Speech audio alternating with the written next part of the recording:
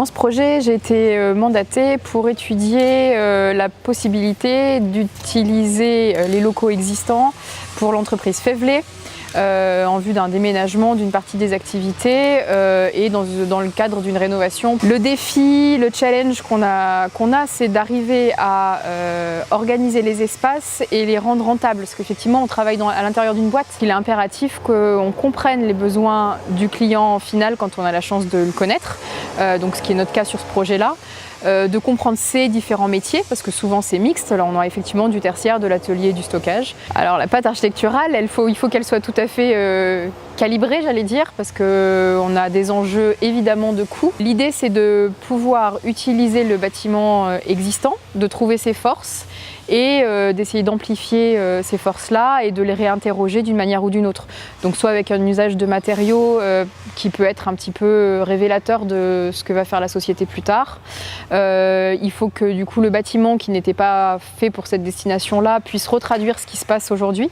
Donc on retrouve par exemple une grande façade, la façade principale nord en fait, qui se trouve sur l'avenue.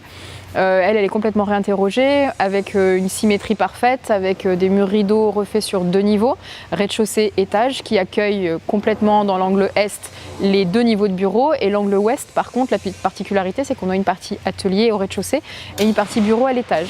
Et donc effectivement, on donne à voir un petit peu l'activité et le tertiaire. Et donc l'idée, c'était de recentrer cette façade-là et de ce grand bâtiment, arriver à bien cibler où est l'entrée, qui se trouve finalement toute petite au milieu de cette grande façade. Et donc on va effectivement installer un auvent, quelque chose d'un petit peu objet sur l'avant avec du métal perforé et voilà, quelque chose d'un petit peu qualitatif qu'on retrouvera ponctuellement sur l'ensemble des façades.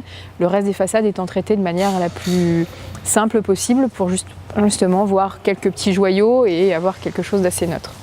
Donc sur le projet du 213, ce qui était vraiment très intéressant, c'est de travailler sur la friche industrielle, sur le procédé Fevlé et la rencontre humaine qu'on a à chaque projet et particulièrement sur celui-ci avec des équipes qui étaient complémentaires, c'est-à-dire l'A7 en tant que maître d'ouvrage, Fevlé en tant qu'utilisateur et puis Atelier Bourlois et Gis pour la partie conception-réalisation.